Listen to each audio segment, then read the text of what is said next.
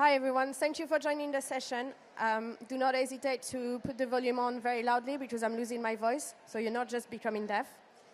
I just wanted to introduce very quickly Haleon. Haleon is the global healthcare company from JSK. We've had a spin-off 2 years ago, and we're home for many very well-known brands such as Advil, obviously, Panadol, Sensodyne, Voltaren, Centrum, and you name it. I'm Diane. I'll spare you my last name. I'm the Global Digital Commerce Director for Haleon. I've been here for 2 years, and I've been working roughly almost now 20 years, I know it hurts, in shopper and digital marketing across the different channels. The topic for today that I would like to discuss with you is how we can actually bring a bit more sustainability in the digital campaign that we're driving, whether that's on-site or off-site. And the question we'd like to ask you is whether or not actually driving digital campaigns in the retail media landscape is actually as easy as recycling coffee capsules. So first of all, I would like to quote Stefan Lorker, who was the CEO of WFA. He was at Cannes Lions. I don't know if any of you have been last couple of weeks. I haven't, so there's no FOMO here. But basically, on the WFA, on their website and during the opening session of Cannes Lions, their CEO made a comment about the fact that less and less companies were actually now talking about the work they were doing on DE&I and sustainability. And that the fact that they were talking less and less about this because we were considering that it was a diversion from growth and instead of driving growth. And its exact word was delivering on DE&I and sustainability target is an integral part of the growth agenda, not a distraction from it. And I feel it's a really right thing to call out. We're not talking enough about the things that we're doing, as little as they are, in those very specific topics. Hence why I'm here, and hence why I chose that topic. So, in Haleon, we've started a little bit working on sustainability in retail media, and I'm not here to show the great and the best-in-class example that we've been delivering so far because we are on a journey, and we've just started that journey. And I'm not too sure yet what the journey will look like, whether it's going to be a roller coaster with a lot of emotion or a smooth ride, but I know that the journey ultimately will be worth it, and that driving sustainability within retail media is something that we should all be encompassing in our day-to-day job and how we are planning our campaigns. So, earlier this year, IAB has published in their Sustainability in Digital Advertising report some numbers, and they asked 29 markets and their representative about how important for them was sustainability, on all the challenges that they were facing in digital advertising, where sustainability was. So does any know where it is? So top 3, raise your hand if you think that sustainability is in the top 3 challenge in digital advertising. No? Top 5? Yeah? Top 10? Well, you're all wrong because it's top 3. Sorry. So it's actually the third most important preoccupation for people working in digital advertising. And if we were to dig a level down, actually, the greenhouse effect is actually representing 2/3 of their concern. So it's a massive and very important thing for us advertisers to make sure that we are now driving sustainability within our campaigns. So, as I mentioned earlier, Haleon, I think, is like many other companies. We've just started our journey on retail media and sustainability. I think if we were to say where we are, we're probably the little thing here. So we've started. Can we really say that we made some progress? Maybe, maybe not. It's very subjective. But just to let you know that clearly you're not yet alone if you haven't done anything, and there is room for our improvement, and you're very much on that journey and on that boat with everyone else. So you're going to tell me, okay, that's cool. Well, there is a lot of things to do, but what can we do now? Where do we start? So I think for me, and actually for all the reports that I've read to prepare that presentation, we need to make sure that actually to drive sustainability in our retail media campaign, we need to be more effective. Because when you see about the different pillars that I'm going to talk, that is not about being everywhere, it's about making choices and making choices that we are based on data, and making sure first that we are clear on how we advertise and how we are better advertising and what we are better advertising. So I'm going to spend a bit more time on the how we advertise. I hope you love the coffee analogy that is present during the presentation. So the first element that I wanted to talk about is Kroger. So Kroger is one of the biggest retail media in the US. It's very comparable to Walmart. And they have signed up with Top 3 last year in Q3, a partnership. So Top 3 is an agency that works in driving sustainability in retail media. And basically in that agreement that they signed up together, they made sure that Kroger and all the advertisers are going to be limiting their high-emission ads in their off-site campaigns. So Kroger is already making a lot of progress on their website, but when it comes to off-sites, they were not feeling that they were doing so much progress, and they needed some partnership, someone who can help them to deliver this. And that's where the partnership with Top 3 is coming up. So now when anyone is advertising on Kroger, you can make sure that they are actually improving on the sustainability and making sure that the campaign is in a better quality.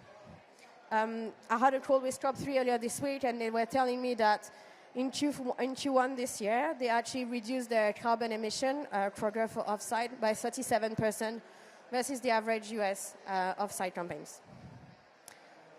When you want to drive the sustainability, it's also about trusted media partner list, and I think it's also the bigger and the best element that you can do to make sure that you reduce your carbon emission.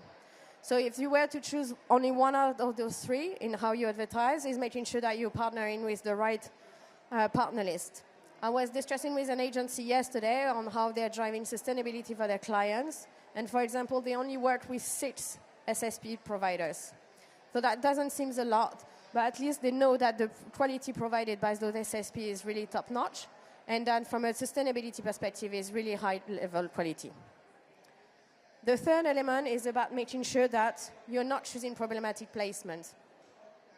So in a report that the WFA and GARM have been released earlier this year, they showcase that actually, I mean, if we were to quote John Wanamaker about those 50% budget advertising that we're losing, in digital advertising, it's even worse, because actually 70% of the ads that we are publishing are not even seen or are not even appearing anywhere. So it means that we're not 50-50 about like the budget that it works and the other one that doesn't work. We are 70-30. So that's pretty bad. And if we dip down into a level deeper, actually, out of like all those markets that have been surveyed and those companies, 55% of them have their ads appearing on MFAs. So like all those rubbish websites, which are like going to be very high refreshment rate, very low content, and actually the quality of the audience on those websites is really rubbish. Finally, if we want to look at your media partner, the supply chain is, programmatic is really important. And that's where you discuss with your SSP provider. You need to make sure that you're going, instead of going open market, you're going private, you're going direct, and you're making sure that you're simplifying it to the maximum. And that would be helping you very much so if you do that first to make sure that you're driving sustainability. The other bit, still about coffee, is making sure that you're very clear on what you advertise. So the first thing is making sure that the content effectiveness is there.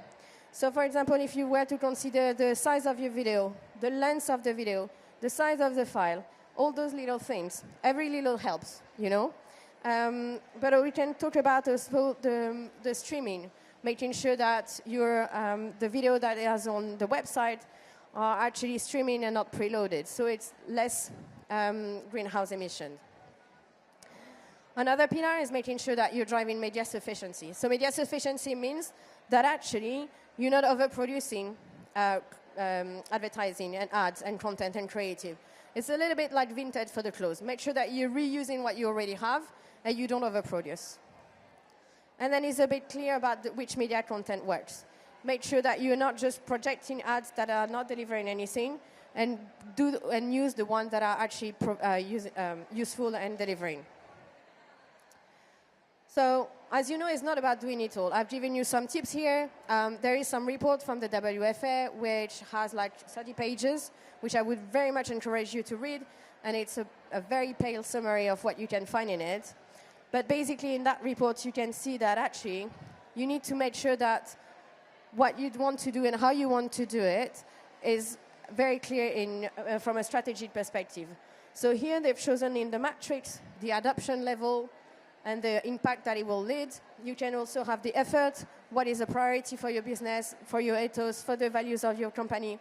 There is a lot of like different axes that you can use in that matrix, but it's important that you're very clear on what are the things that you should do now, what are the things that could be more long-term, but what you want to achieve. Okay, I've given you like, let's say, 20 tips. A lot of ideas. It's not very clear yet where you want to go, so where do we start? Where do we want to start to actually understand how we can improve the sustainability in digital advertising? Well, those are very quick, easy 3 pillars. That's probably the ones that you are actually using when you launch a campaign or you do a test and learn. But I just want to bring a little different perspective to it. So first, I think it's really important to partner with an agency and with a company that has the ability to help you understanding what is your current status and doing an audit of your campaigns, understanding how much you're producing in terms of greenhouse effect, what is the content, where can you improve, what are the low-hanging fruits, where to play, and what is your action plan. Then it's all about optimization. So once you're clear on the objective and you're very clear on the KPIs and what is the measure of success, then it's about making sure that you're testing your campaign and you're progressing on it. And don't be afraid to, once you've tasted, to scale it up. Because what you don't want to do is keep testing at lower scale. But I think it's really important to make sure that when you test it, it's validated, scale it up, reproduce it, optimize it, and go again and again. The idea is really to accelerate and to be bolder. Because it's good changing the content. It's good like reducing the number of websites that you are actually using when you do off-site campaigns. It's good to reduce the number of FSSPs, but if you're doing it with only one retailer, or if you're doing it only with one brand, it's good, but it's not enough. The idea is really to make sure that at some point you will do it across all your brands and across all the retailers you work with. And the question is why? Why am I here? Why am I presenting this to you? And why should we do all this? Because ultimately, when you add a layer of sustainability in the campaign that you're building and in your media plan, it's clearly adding a layer of complexity. When you choose your media, when you choose your providers, when you choose the content and how you're creating it, it's not simplifying your life. So in that report from Scope 3, you can see that actually, if we keep continuing emitting at our current rate, we won't, and if we don't do anything from a sustainability perspective, in 2030 the numbers will be the same. So we can say, okay, cool, we stay there. 186 grams of carbon dioxide per media is not so bad. We can live with it. But actually, no, it would be good to look into that because it still represents 5% of all the greenhouse emission. So we can start a little, and then sustain the current descent that have been started in like a few months and few years ago. It would be good. We would reduce it to a third of it. But actually, maybe we can try a little bit harder. Maybe we can actually embrace that sustainability in the campaigns that we're doing, and make sure that we're driving it a little bit harder, a little bit further. And maybe why not? Maybe in 2030, we reach that level where actually we're near zero emission for all the campaigns that we're producing. Maybe that's where we want to go. Maybe that's where we should all go, and we should all aim at. So if I asked you this morning whether brewing a sustainable campaigns is as easy as recycling coffee capsules, it's probably not the case yet. Because we don't know what to do, we don't really know what's the journey, we don't know what is the roadmap, we don't know all those steps. But let's be honest, I think when Nespresso or any coffee makers were facing the same challenges about how to recycle their capsules, they had no idea where to start and what to do. So potentially we can come back in a couple of years. I'd love to say a couple of months, but I don't think it will be the case. In a couple of years where we would have a very clear roadmap like this one. And we're actually driving sustainable campaign and driving retail media sustainable campaign in partnership with our retailer will be as easy as recycling our coffee capsules. And that's it for me. So, yeah.